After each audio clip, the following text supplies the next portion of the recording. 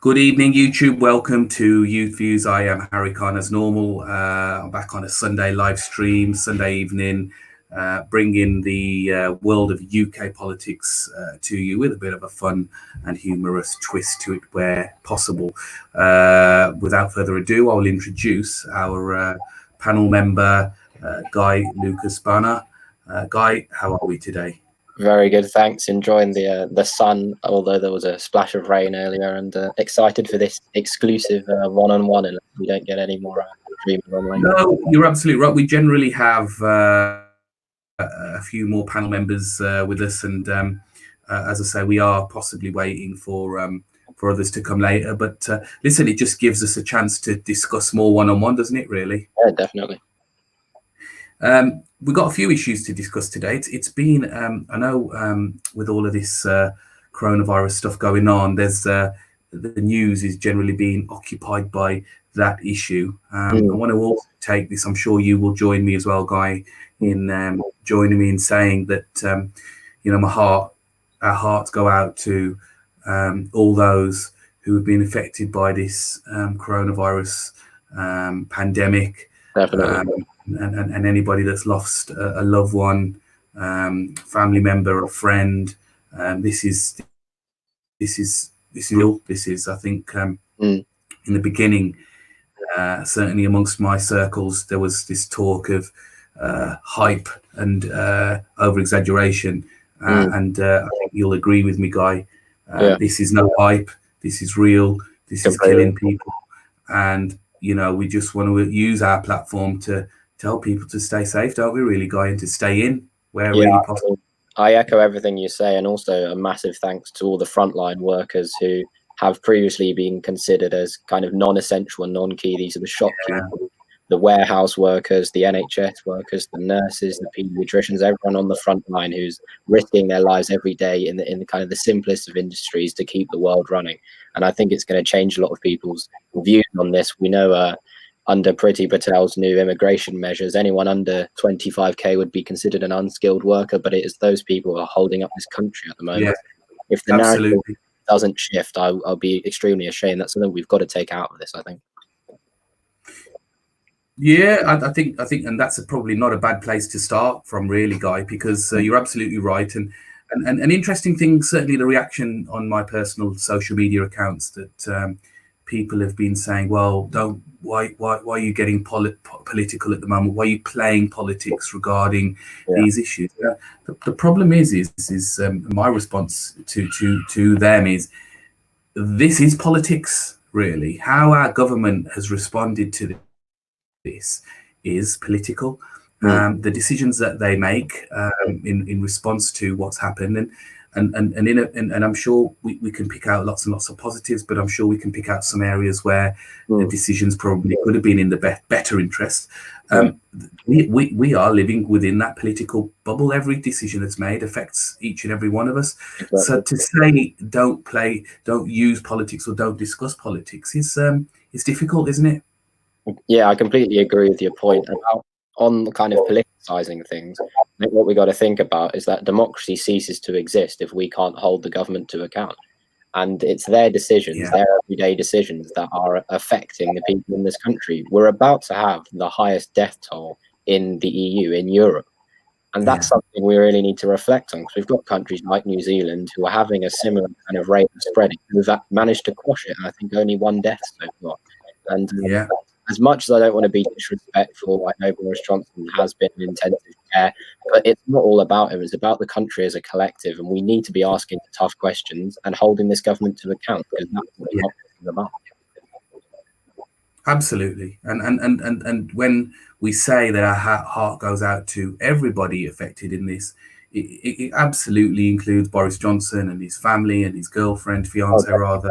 We're human before we have an interest in politics, and it would have been devastating if it'd been anything worse. And we wish the Prime Minister well, and we wish that he does come out of this. I believe he's been released from hospital today, which is good, and it's positive to hear.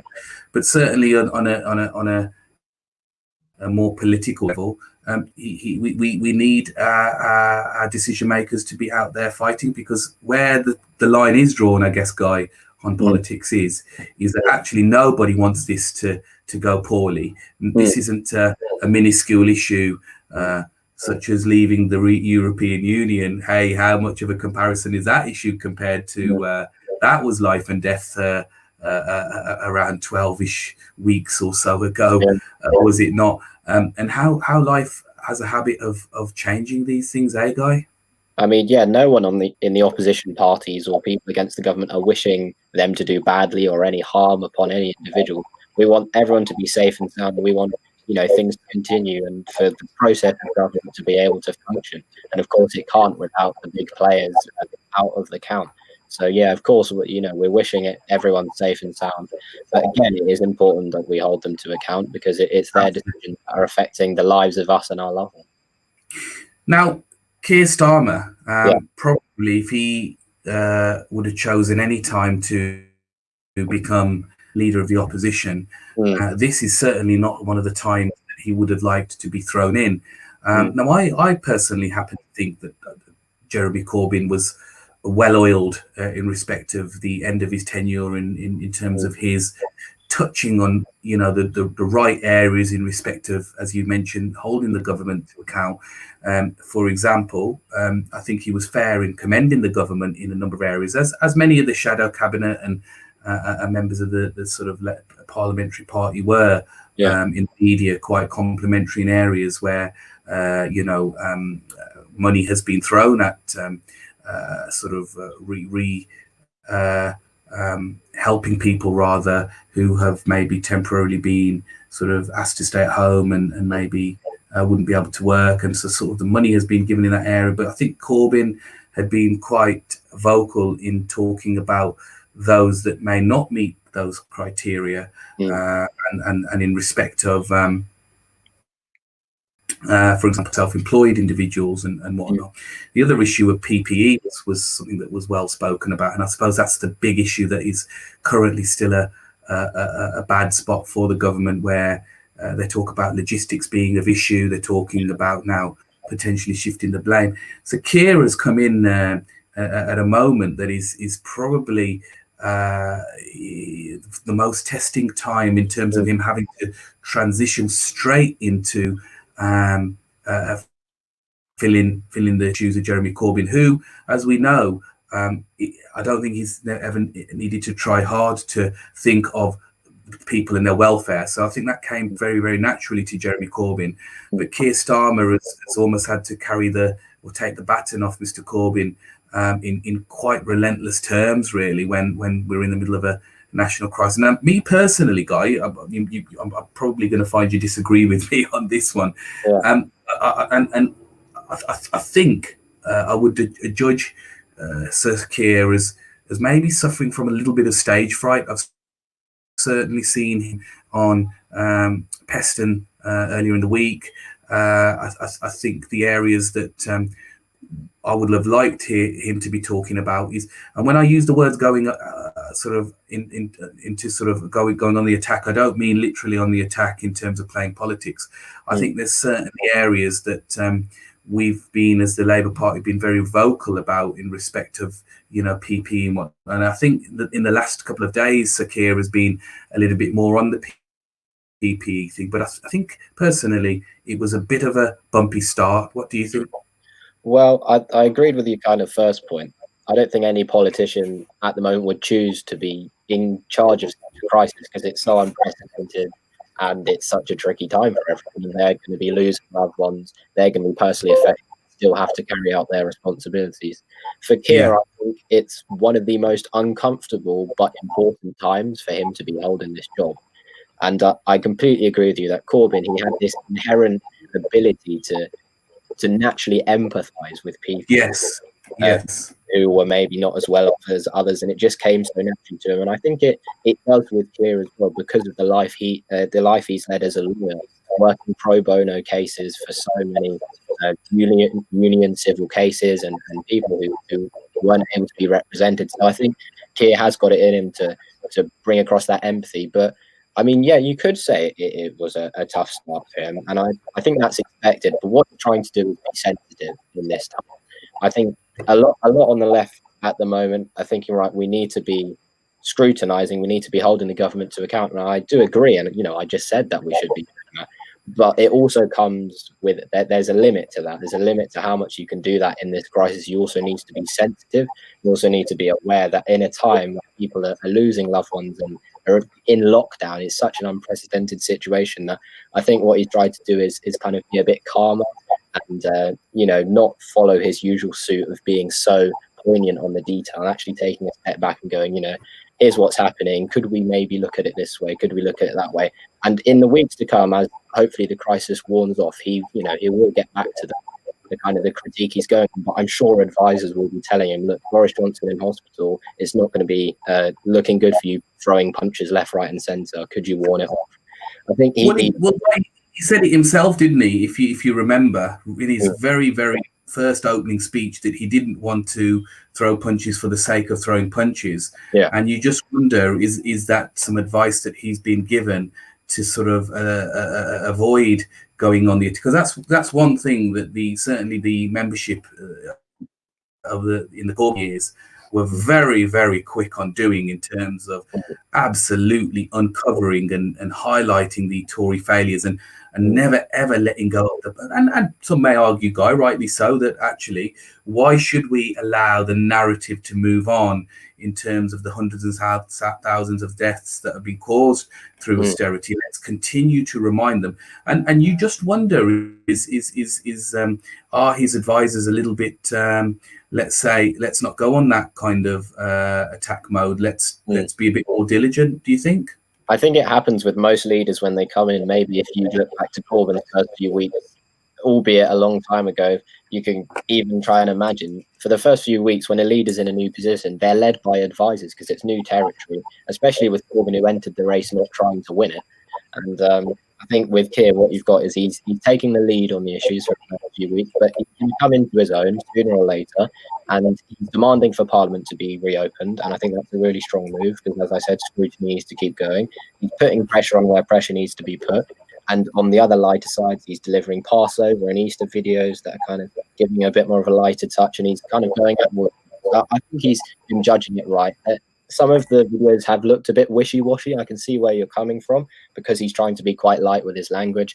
But, it's his first week. There's so much pressure.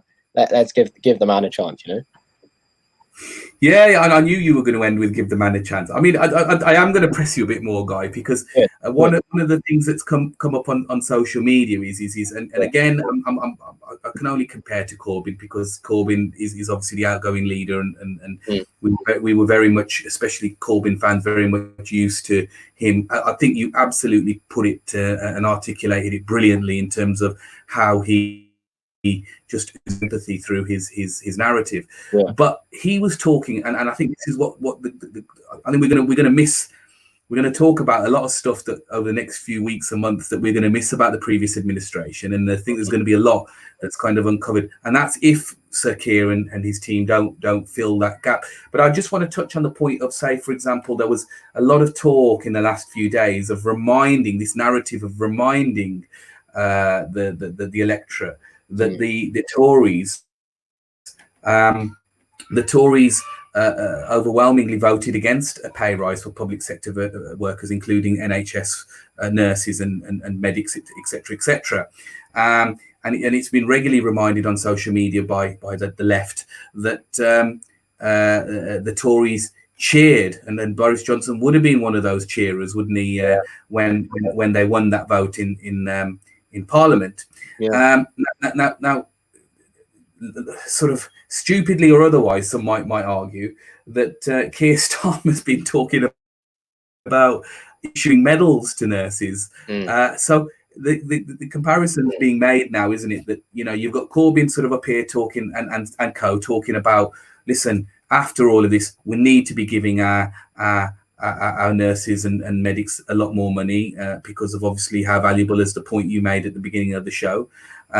We've got the health secretary sort of in response to that saying, listen, this isn't the time to talk about that. And as we know, the Tories typically, when this all does die down, I will be extremely surprised if the Tories don't worm out of throwing a bit more money in the way of a pay rise to public sector and NHS workers.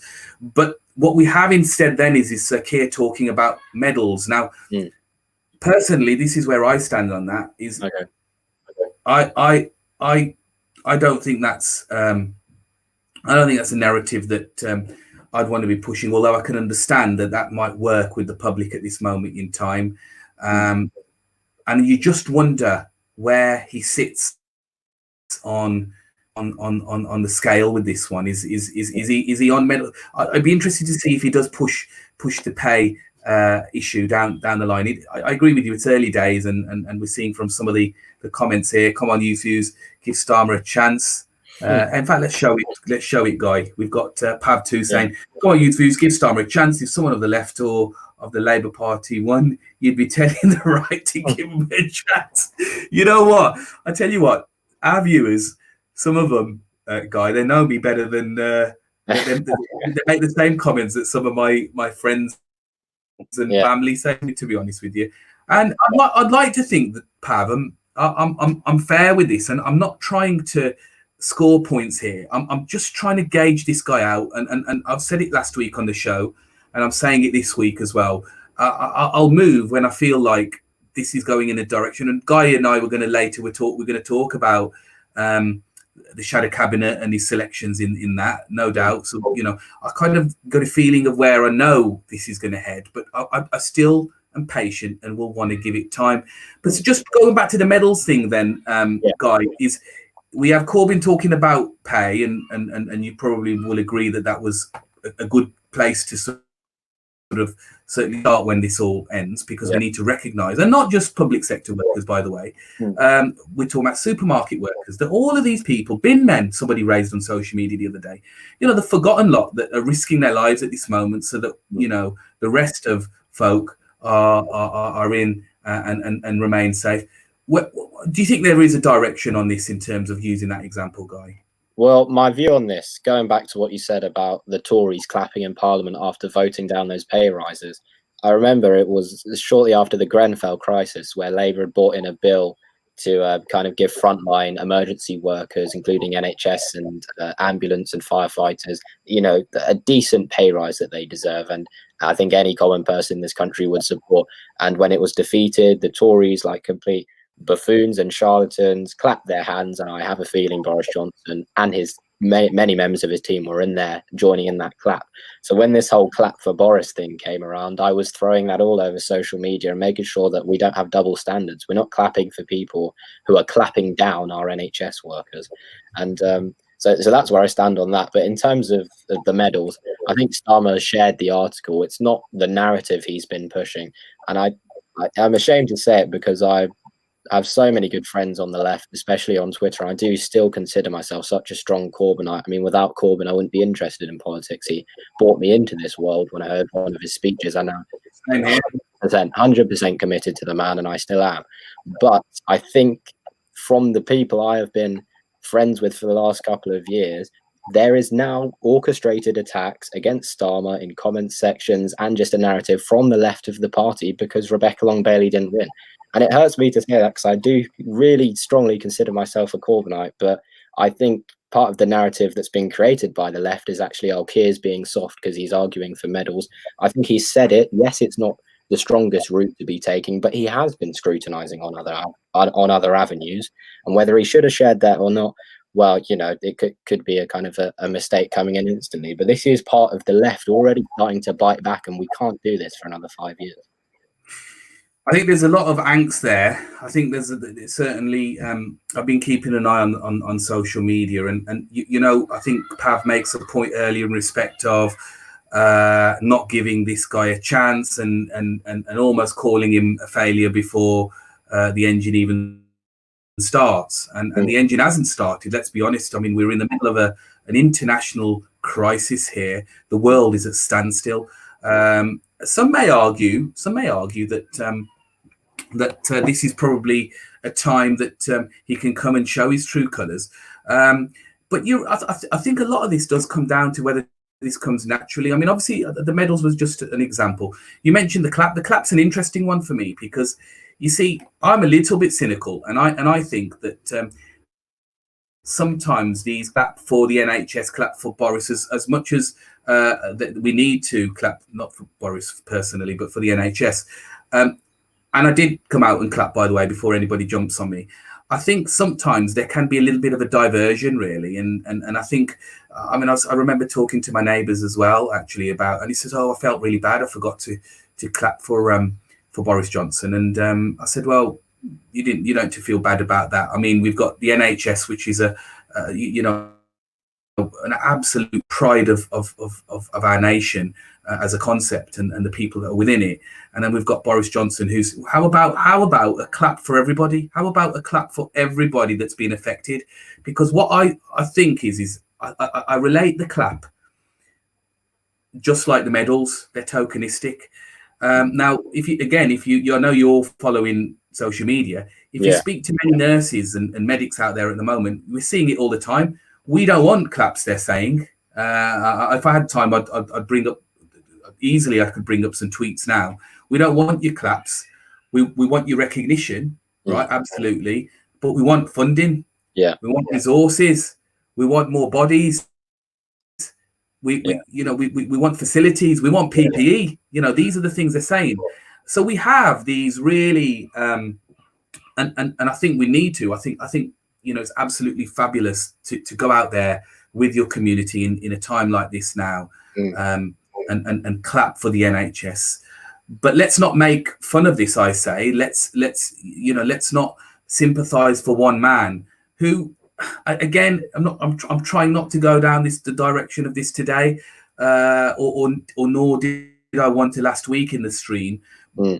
But we have to accept that this man, Boris Johnson, was irresponsible in his perspective in the beginning. He did boast about sort of shaking people's hands. There's some news as well, Guy, I've seen today, that a lady who was stood right next to him when this had all unfolded, I think in early March, who's died, a sister on a ward has died, who's next. So they weren't practicing any social distancing then, and I'm not at all suggesting that's got anything to do with it, but this is all about perspective. If the man at the top, Guy, is showing that he's taking this seriously, then you tend to find it trickles down. If we compare to other countries, I know culturally other countries like Germany, you mentioned New Zealand earlier, and countries around the world who have been affected by this are of different culture to us.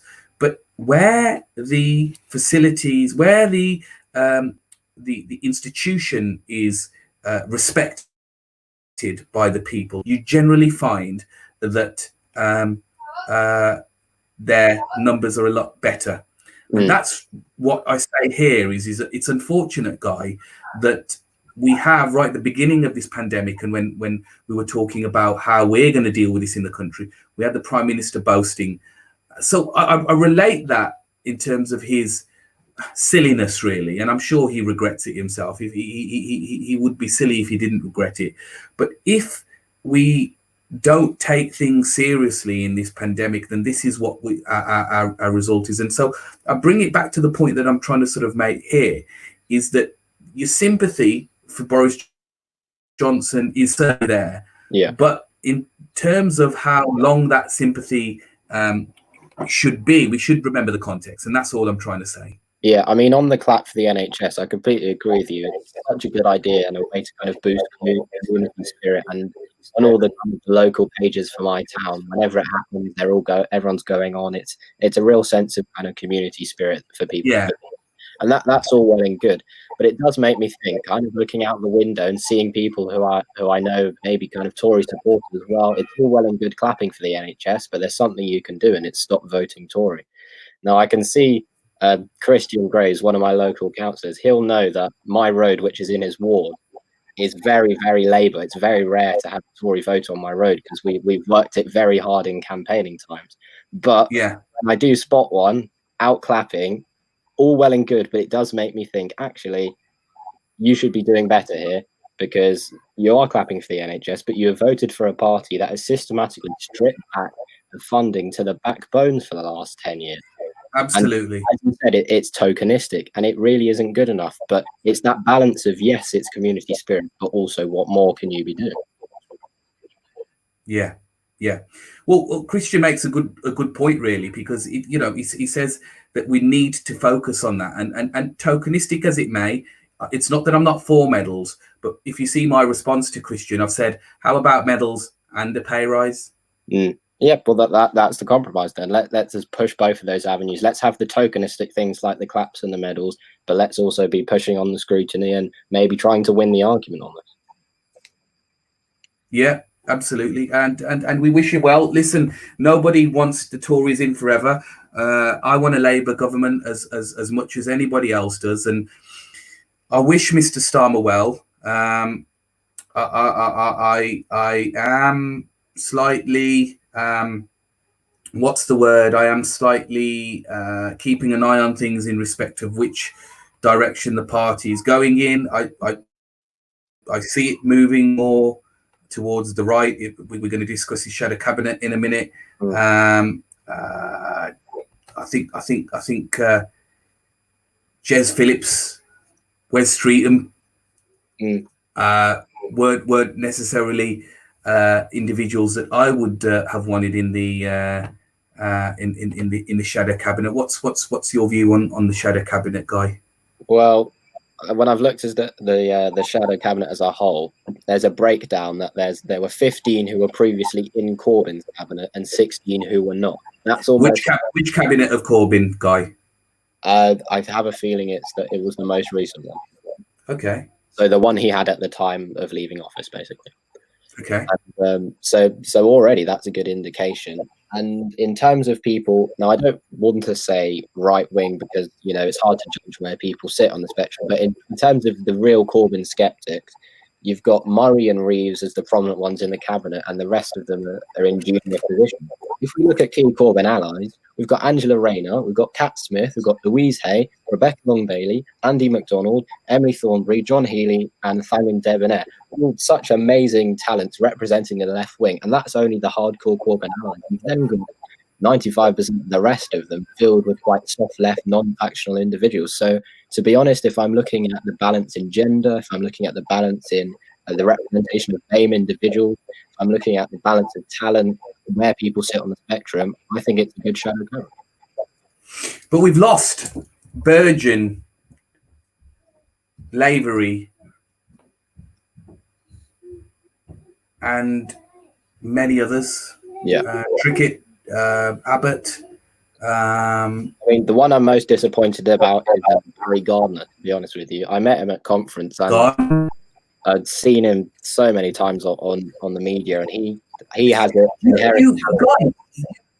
you'd have Gardner on your front bench for his media appearances alone. I have seen him absolutely destroy not just opposing Tory sort of MPs who've come on to interviews with him, but Emily Maitlis. We've got Cooperman come on. Cooper, I'll just add you in a second. Let's just finish this discussion and bring you in. Sophie Ridge, I'm not saying destroy, but his ability to handle questions, quick fire questions, and his understanding of numbers. We'll come on to numbers a little bit later when we talk about Priti Patel. I'm sure you've got that one in your lock already. You would have him for that alone, would you not, Guy? Yeah, me personally, I'd have him in one of the top jobs. And there are many other people I'm disappointed who are not in that circle anymore. But it doesn't mean that they don't have influence. And as I said, Starmer's come in on a platform of unity. He has been given a mandate by both sides of the party, if we call it the right and left, and he needs to reflect that in what he's doing. So it means there's going to be sacrifices. But we've got some amazing people in some very key positions here. We've got Annalise Dodds as the Shadow Chancellor, who worked under John McDonnell. That's such a massive victory for us. We've still got people like John Ashworth and Rebecca Long-Bailey sitting in key roles such as health and education. We've still got Valerie Vaz as the leader of Commons. And I mean, Andy McDonald on employment rights. You could go on and on. There are still so many of the key lefties in key places that we should be celebrating. There have been sacrifices, people I wouldn't like to see in there, like Rachel Reeves, but it's the sacrifice you have to make in order to get a balance that will impress both sides, because we need both sides on board. Yeah, Rachel Reeves is a nasty piece of work, isn't she? Completely. I mean, calling for being tougher on benefits than the Tories is disgusting, and it's quite frankly not something anyone in the Labour Party should say. So I hope she has. And that's where you question. She's got a big role, Mm-hmm. You see, what's the role that she's got? Remind me, Duchy of Lancaster, I think. Her counterpart is on the TV all the time. He's quite senior. She's got a big role. She has. But she's very pro Starmer, and you just wonder with selections like this. And let's talk about some of the junior selections, Guy. Let me bring Cooperman in at this point. Let's take the piss out of him for a minute for his timing. Hello, John. Hello. Did you miss the timing for today's stream, or? Well, I went out to the shop, so that's why I'm here. I'm like casually cruised back in then, did you? Yeah, pretty much. Anyway, welcome, John. Hope you're well. We've just been. Oh, sorry, Guy. I'll let you say hello as well. Right, John. How's it going? Hello, Guy. Yeah, we've just been having a discussion, Cooper, about a few things really. Kier Starmer, and obviously his start into the into a very difficult sort of period of time that he's been almost have had to sort of adapt very quickly to the role. We just actually now talking about we were talking about the some of the casualties from the shadow cabinet or Corbyn's previous shadow cabinet. And Guy's just been giving us a praise on the talent that exists within the Mr. Starmer. Or sorry, I shouldn't call him Mr. Sir Kier Starmer's new shadow cabinet. But I just raised the point just before you came in, John, about one thing I must admit is that I prayed before the announcement of and you guys would have known because I was talking to you guys about it, about the. I just hoped that Jess Phillips and co, that little crew, wouldn't have made it in. But John, it looks like they have. Although as junior position. Now, granted, I will say at least that junior ministers are not the top jobs. So, granted, the one downside, the one thing you have to worry about is that junior ministers can easily be promoted if they need new shadow cabinet things. But at the moment, Kier Starmer's main top jobs for most part are with soft left candidates for most part. Maybe a few left wingers, maybe one or two centrists. But at the moment, yeah, honestly, though, granted, the one I'm most Jess Phillips at the moment is in domestic and abuse one, which, all right, fine, she has some history in there. That's fine. It's not the economy. Yada yada yada. Where's treating in? But yes, red stringing. Yeah, but red stringing is yeah. Maybe that is the one. Yeah. Hold on. Can I finish? But yeah, red stringing is the one. Yeah, that is the one that I'm probably most concerned about being in the Treasury. I mean, let's see. Worst case scenario, Angela Dodds has to be stepped down, removed, blah blah blah, and then you get West Streaming as the shadow chancellor. That is so far the only real concern at the moment I have. You wonder then, Guy. It certainly seems that Cooper is applying this narrative as well. John is that is this going to be a shadow cabinet of the future? Is there some appeasing here to the membership in the beginning? You certainly sound convinced by some of the selections in there. Fast forward 12 months, 2 years, we'll see so-called soft left MPs in these positions, or as Mr. Cooper man says, is it possible that the likes of Wes Streeting and Jess Phillips, etc., climb the ladder and take the big mantle? I mean, it's hard to predict politics and what's going to happen. When Corbyn came in, who would have known that within a year or so his cabinet would be walking out and he'd have to face a leadership challenge? We don't know what's going to come, so I can't say whether this is permanent or not. What I can say is Starmer has an obligation to keep the left of the party on side because they gave him a mandate, and the left still has a majority as a membership. But Starmer was able to... One problem is that you could... I'll just you already have... Fine. Starmer was able to reach out to enough. I think he definitely got the kind of the centre of the party, but he managed to reach out to enough of the left wingers to be able to bring over quite a strong mandate. And with the likes of Rebecca Long-Bailey in such a key position, such as education, and maybe Louise Hay, Thangam Debonair and Cat Smith, these are the kind of people that the centrists would be dreading to be in the cabinet, and we're dreading other people being in the cabinet. And it all comes down to, look, at the end of the day, there's going to be people we don't like. I'm definitely not a fan of Jess Phillips and Wes Streeting, but they are talented politicians, maybe not in our view putting their talent towards the right causes, but they're talented politicians, and they are people who we don't necessarily have to get behind, but we have to accept, because we can't spend months going over saying how much we dread these people. Let's focus that energy on the Tories. You know, Jess Phillips, she has got an excellent talent, and I for one can be the first to tell you what that is. I also see this? If you imagine this was a knife, guy, she's good at stabbing in the back. That's the thing.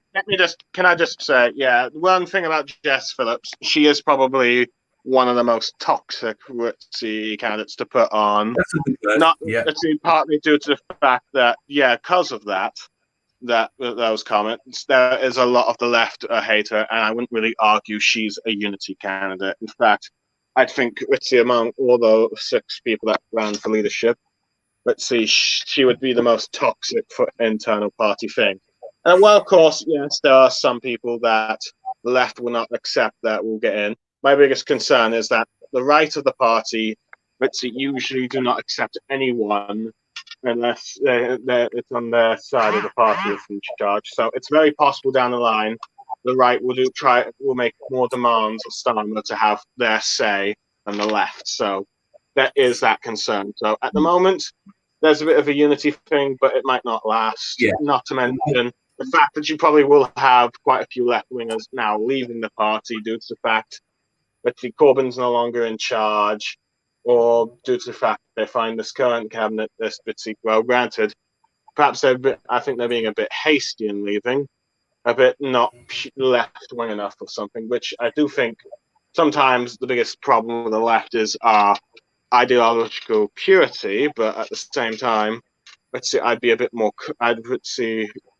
more cautious down the line. I have to wait and see what happens in a year.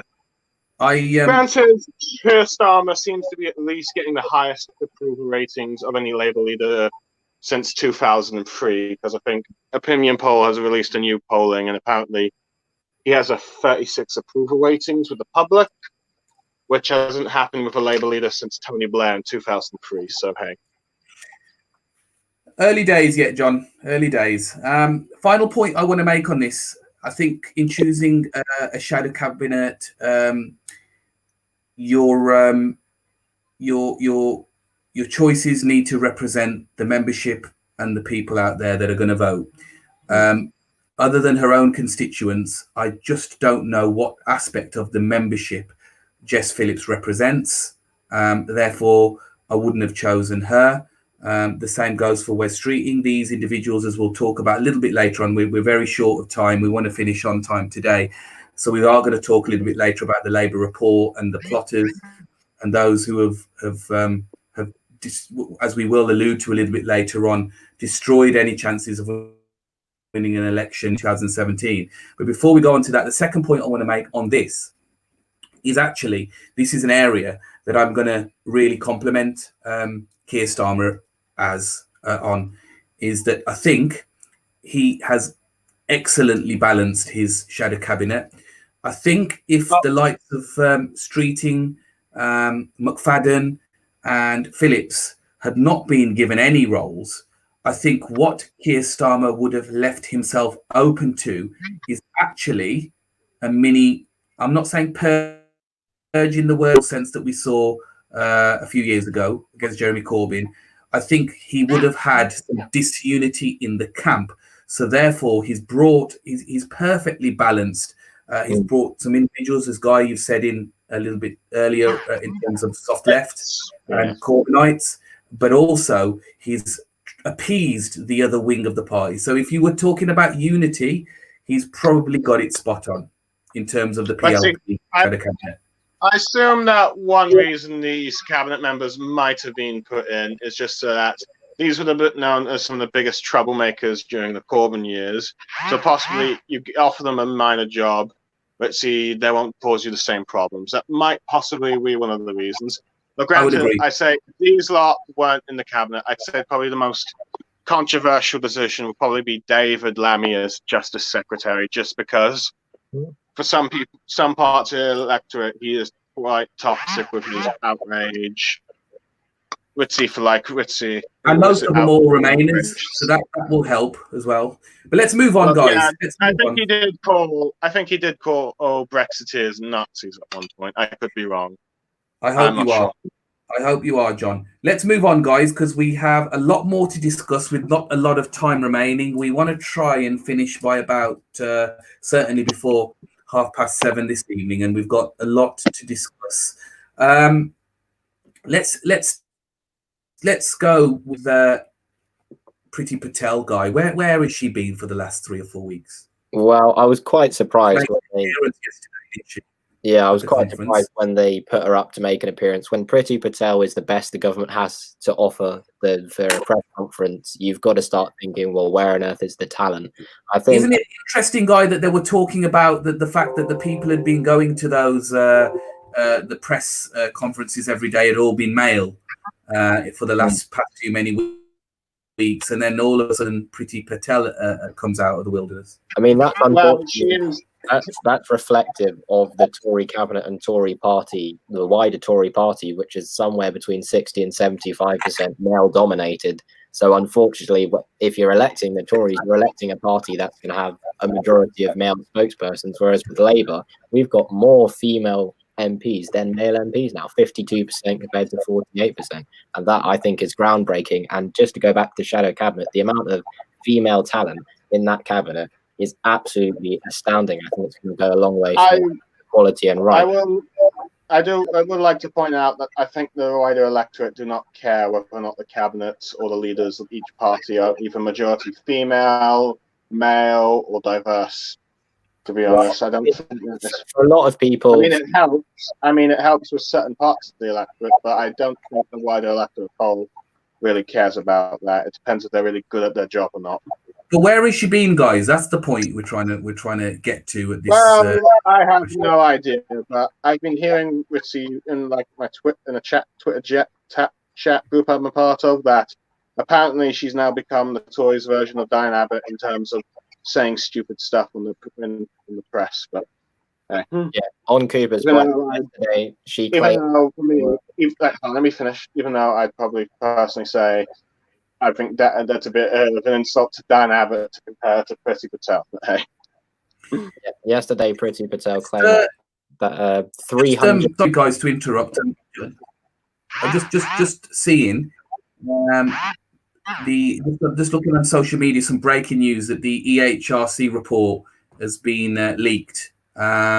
So I don't know, Cooper, if while Guy is just answering this part of the feature, that maybe you can just go and have a look on Twitter or try and get. Is that the report where they're talking about how there were some members of the Labour Party that were sabotaging Corbyn during 2017? No, not that report. The full EHRC report, the Equality and Human Rights Commission report, apparently is out. But anyway, sorry, Guy, I didn't mean to interrupt you. You were saying the question was, where has Priti Patel been, and why is it that she's made an appearance yesterday? Well, the other day she claimed, I think, that there had been 974,000 tests conducted. Now, I'm not brilliant at maths, but according to my knowledge, that's not a number. And I think if this was Diane Abbott, this would have been plastered across the front headlines to defame and do smear and God knows what. But the reason Priti Patel has been kept so quiet is because she does things like that. She is one of the worst politicians I could probably cite. And on the long list of Tories that I completely hate, she's close to the top. And as I said, when Priti Patel comes up to represent your party at a press conference, it's reflective of how little talent they have on that front bench. Yeah. I'm on a really slow laptop, so I won't do it. If I was on my normal computer, I would have been able to bring the tweet up like that, but I'll talk about it anyway. Emily Hewitson, who's a well-known young person, Tory party member, but very, very well known on social media, lots and lots of followers. This is how deluded some people are. I can only use the word deluded. It is that she tweeted, and I don't think she was joking by this. She's clearly heard the press conference. She said, Priti Patel is Prime Minister material. Oh, did you see that tweet? I'm not sure if you did. I actually it was Emily Hewitson, wasn't it? Hewitson, that's right, absolutely. Yeah. She said Priti Patel, and this was off the back of that press conference. She's prime minister material. I mean, God help us if she did become prime minister. He tweeted, Priti Patel just screams future prime minister, and I replied, no, she only screams at civil servants, which I think was quite absolutely. Where's all those stories gone, eh? Coronavirus saved her. Like the Russia report, it's been completely buried. Well, depending on what happens, let's see. We'll get Dominic Raab as Prime Minister if Boris's condition gets worse. So from what I hear, it's gotten better. So we're still stuck with Boris. I don't know which is worse, Cooper. Oh, okay. Oh, granted, but yes. So yeah, I'd rather have Boris Johnson over Priti Patel or Dominic Raab. Could you just pin the most recent comment that's come up in the comment section, please? Because I want to. Left loves to hate, that one. Yeah. Could you pin that, please? I cannot seem to find this. It's the EHRC report trending on Twitter. Thank you, Cooper. Well, for a start, Beatsbox Dre says the left loves to hate Priti Patel because he's a woman of color. So there's certainly a gender issue mix up on there. So I'm not quite sure, but go on, Guy. You wanted to say? I mean, I just say in response to that, it's probably the most ridiculous thing I've seen for a long time. The notion that we hate her because she's a woman of color. We hate her because she is drastically incompetent, because her measures on migration would punish everyone working under 25k, and those are the people holding up this country. The left's icons like Diane Abbott and Dawn Butler have been facing actual racism by the gutter right-wing press for years. I don't think it's us that are hating on people of color. I think it's institutionally racist right-wing media that is coming after every single BAME individual in Labour and taking them down. It happens to people who are Northerners because their voice, take Angela Rayner, for example, happens to people of color. It happens to women. It's got nothing to do with Priti Patel's identity. She's protected by the right-wing press. They don't hate on the Tories. They hate on the left-wing BAME individuals like Diane Abbott, and they slander them around. They drag them through the gutter. And I think it's quite a silly comment to make. Well, to be honest, I dislike her because apparently she wants to bring back the death penalty. Yeah. I think there's more to dislike about Priti Patel than certainly her colour, guys. I would agree with that. But obviously, everybody's entitled to their opinion, and that was his. Although I would agree, probably not the wisest of comment. So let's sort of move on a little bit. I mean, Priti Patel. Let's sort of go into some of what she said yesterday. I think that wasn't an apology. She said something around the lines of, "I'm sorry if people feel like we haven't provided enough PPE." John, would if I hurt you in some manner and you said, "Well, I think you need to apologise," and I said to you, "Well, I'm sorry if you feel hurt by that, John, but that's my apology." Would you take that as an apology or not, my friend? Could you repeat the question? Right. What I said. Yeah, I asked whether you feel Priti Patel's so-called apology in the press conference was an actual apology or not? Well, I haven't really seen her apologize. She said that, "I'm sorry if people feel that we haven't provided enough PPE." Are you still there? Well, yeah, I'm still there. I haven't really looked into this. I haven't really been paying too much attention to this, to be honest. But let's see, from the sounds of it, it doesn't really seem that. Seems a bit half witty. It seems like doesn't really feel like it's that much effort's been put into the apology. I don't know. Going the way she said, "I'm sorry if people feel," but hey. Is that your phone? It sounds like yes, it sounds like a household drill. Your phone does. I'm on my. Actually, I've got my washing on the back, so hey. So yeah, I can't really do much about that. I'm set for 4 hours. It's okay. We will live with it. I could Guy, anything else on Priti Patel? I mean, no, it's okay. Don't worry. I was just saying that it sounded like a drill was in the background. Don't worry. Guy, anything else on Priti Patel in respect of obviously and the government as a whole in terms of how this is being handled at the moment? I mean, I agree with what you just said. The way that she tried to deflect the apology onto the public and say, "Well, I'm sorry if you feel we're not doing this right." It's quite frankly, pathetic. It's not an apology. It's half-hearted, and as you use it in the example, it's such a cop-out, such an easy way to slither out of actually taking responsibility for actions. We know Priti Patel's history, conducting unofficial meetings in Israel to fund the Israeli army.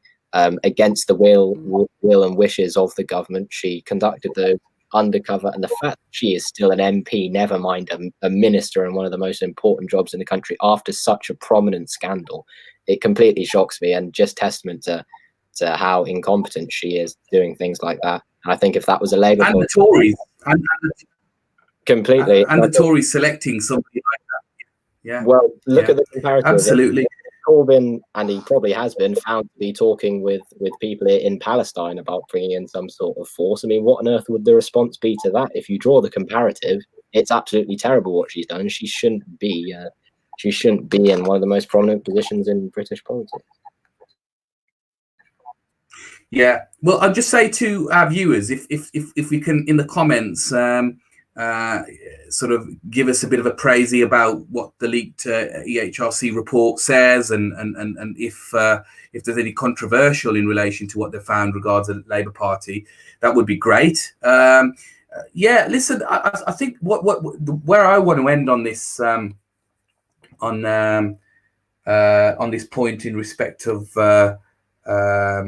the government's handling and whatnot is actually an area that I do want to commend. I think he's coming out of the blocks a little bit on the attack because of what the Health Secretary Matt Hancock said, where he insinuated that NHS staff were overusing PPE, and I think that's absolutely the right point, as not did Sir Kier Starmer but many others jump on that point and say, listen, you can't insinuate that to deflect away from basically the fact that you're you haven't been good enough in the provision of that PPE. We haven't, as a country, as a health service, been funded to prepare for a pandemic like this. It had been foretold that this could happen and what would need to be done. It was in Theresa May's administration, and apparently the report was swept under the carpet. So rightly so, there is no way that the Health Secretary can come out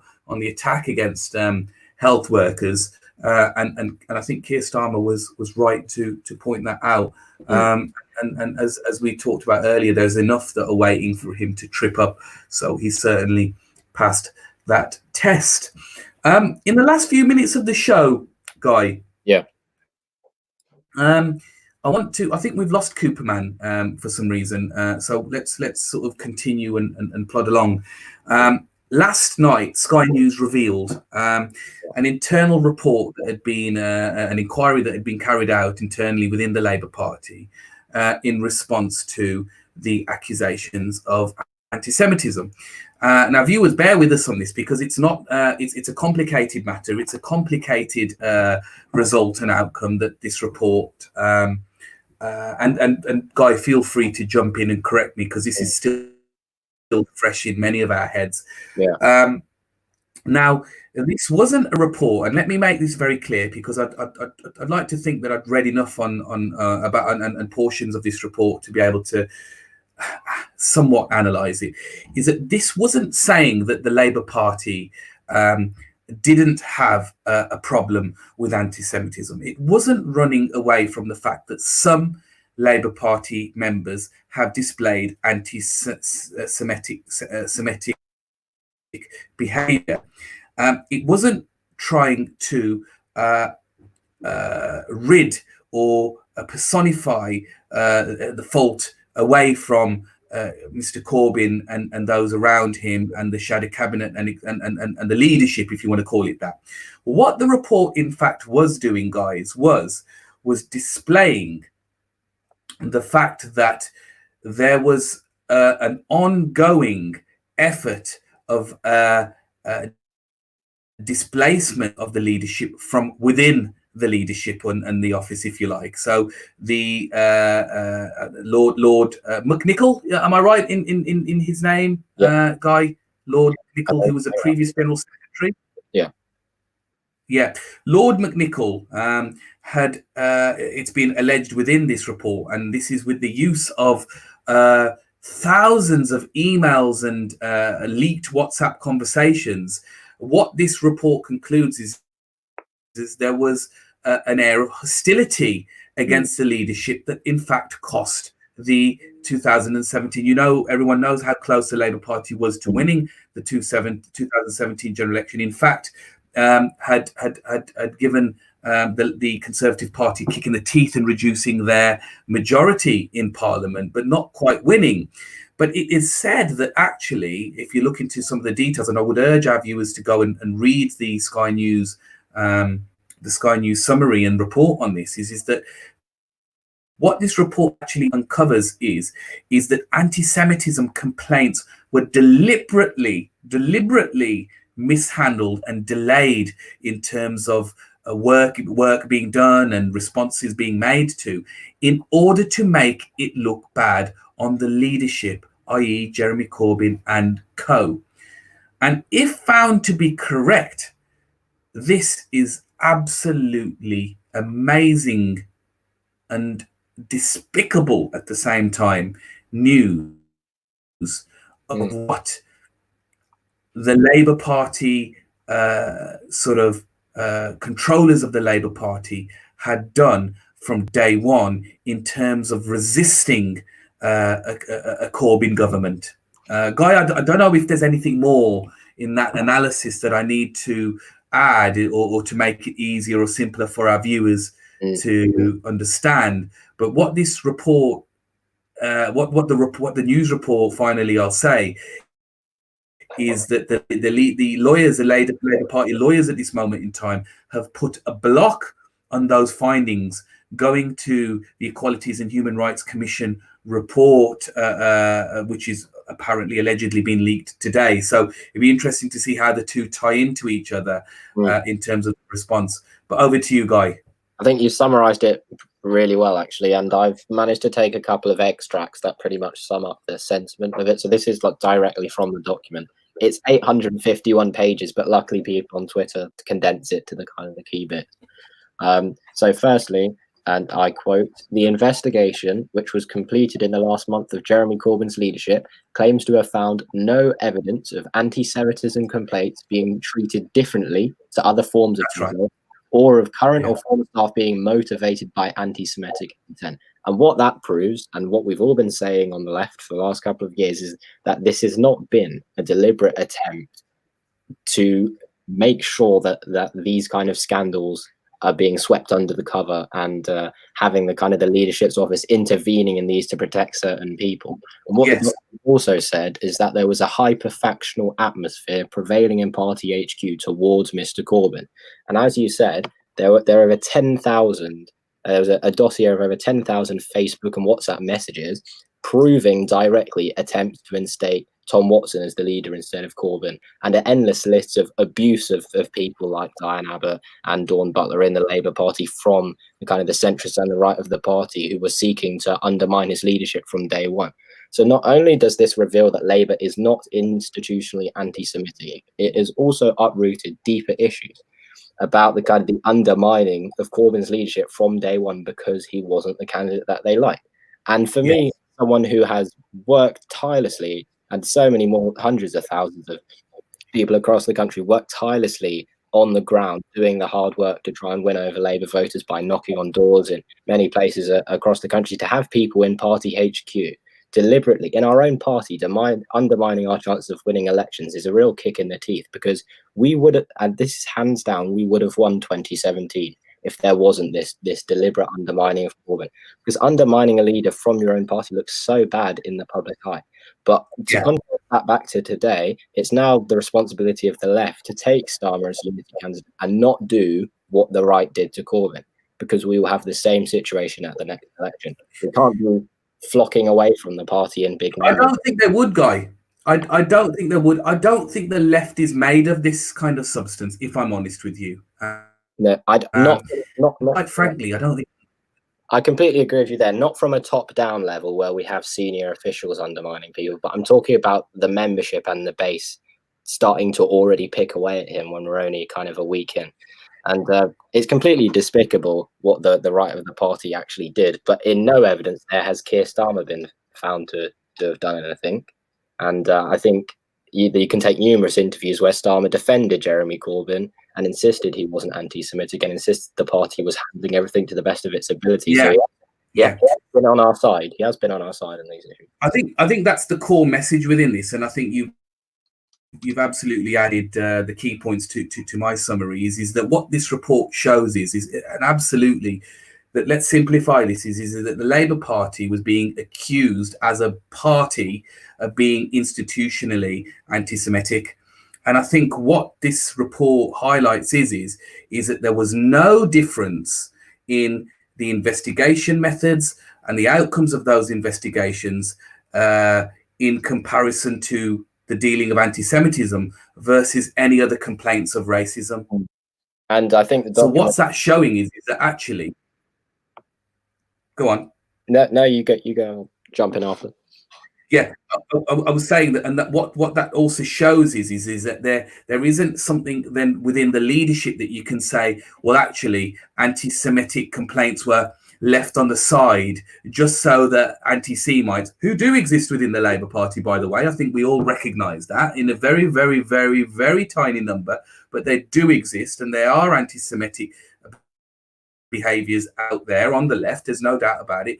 But there was no evidence within this report to show that complaints had been purposely ignored, albeit in the areas of when Lord Nichols was McNichols was General Secretary. In fact, what the report alludes to is that actually there was no proper process of dealing with complaints of anti-Semitism before Jenny Formby became General Secretary in 2018. So actually, I hope that somebody at the EHRC is looking at this with common sense, because actually the substance of the answers to this are within this actual report findings, in that there was no process of dealing with complaints of anti-Semitic behaviours prior to Corbyn's lot, if you want to call it that, coming in and taking control of the administration of the party.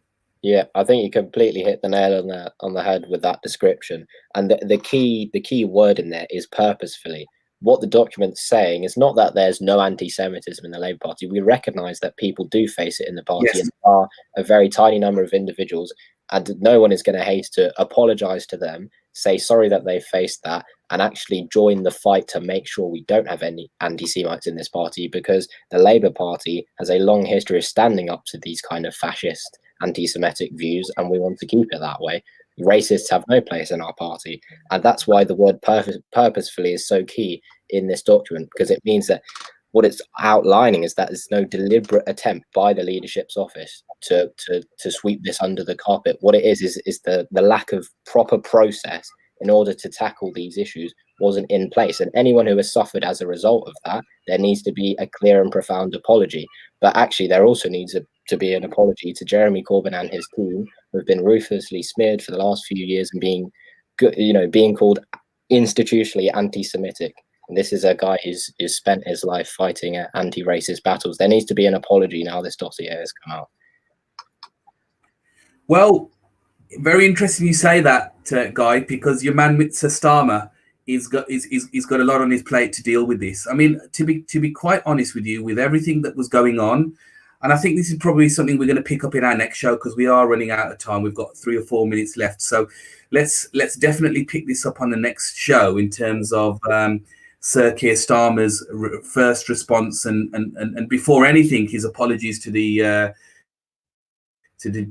Jewish community and getting everyone on the call. We'll talk about that certainly next time. But just certainly concentrating on this report for a minute, is we have now currently Labour lawyers who are seemingly trying to suppress this report. And it's only before a matter of, I don't know whether it's already out in the public domain, but we will start to see now WhatsApp conversations, emails, Facebook conversations, as you mentioned, leaked into the public domain. Now, I'm going to leave this $64,000 question. Sorry, in the words of Priti Patel, $64,000 million dollars question over to you now, Guy, in how and should Mr. Starmer, Sir Starmer, handle this issue now in terms of vindicating those that certainly have been accused of the most vilest behaviours and setting the record straight. Well, I think Starmer's got to play this carefully because for the last couple of years, supporting Corbyn has in effect been certain to ensure that people are calling both Jeremy and people supporting him institutionally anti-Semitic. And for a lot of anti-racist campaigners, that's quite a hurtful thing to be accused of. So I think Starmer has to make sure he addresses this in the right way. He's got to strike a tone of, yes, apologising for the anti-Semitism that does exist, apologising that the processes weren't working to quash that and stop that. And I think we do have to make sure we address that, because it's quite a bad stain on the party in itself that we didn't have strong enough processes to deal with these kind of racist incidences. But Starmer, I don't know how he's going to play it, but I think he should strike a tone of apologising for the anti-Semitism that has happened, but also looking at the fact that the party isn't institutionally anti-Semitic and clearing our name in this crisis. And I think he's done well so far in contacting the likes of the JLM and the BOD, and you may disagree with me, because it means he's bringing everyone back to the table, bringing everyone back on side and including people in the discussion. And that's a step where Corbyn may have gone wrong, is actually cutting off certain organisations who do have key voices on this issue. Okay, no, well, I'll certainly cite my disagreements, if there are any, with any of that, Guy, on our next edition. But listen, this is what this is about. We love each other and we can disagree with each other at the same time. And that's brotherly love, by the way. Before anybody takes the wrong angle on that one. But listen, Guy, we are out of time. I wish we could go on longer. There's so much more to discuss. I would urge our viewers, just while Guy was talking there, I'm still looking, that the EHRC report is being shared by many on the left, certainly in terms of my Twitter followers and people that come up on notifications. Does that suggest that there's some good news? Look, let's have your view on this. If you can tweet me at YouthViewz with your analysis of the EHRC report, and let's have an online Twitter discussion. Listen, guys, thank you very much for joining. Guy, you have been, I've said it to you before, and I'll say it to you again. You are, mate, an MP of the future with your level of, for your age, with your level of analysis and empathy and articulation more so than anything. So thank you very much for being brilliant. Well, I really appreciate that. And thank you for actually creating this platform and giving people like me and Tom and others a chance to express our views. And I do believe you actually praised Starmer's shadow cabinet. So we've got one step further today. We've got a praise for Kier Starmer from YouthViewz. Let's get that on the record. Well, let's see how the weeks go on. I take a little bit more convincing than one bit of praise. But yeah, no, you're absolutely. We're working on each other, aren't we? And at the end of the day, both of us and all of us who are socialists do want the best for the Labour Party. Definitely. And I do, you know, we're all fighting for the same cause, and that's the brilliant thing about this is that we can disagree, but also shake hands and move forward. 100%. So, Guy, go on, mate. You were saying? Yeah, I just completely agree with you on that. Where there is disagreement, we're both fighting for the same cause, and I think everyone is. And if anyone has opposing views and wants to come on here and debate in a friendly way, that the platform's open to do that.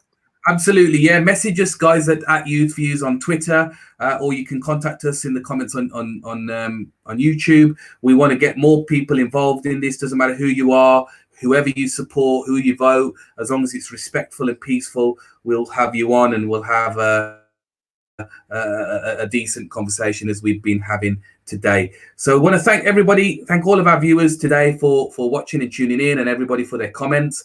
Guy, you've been brilliant, as I said, and we'll see you most likely next week on the next stream. Take care, guys. Good night.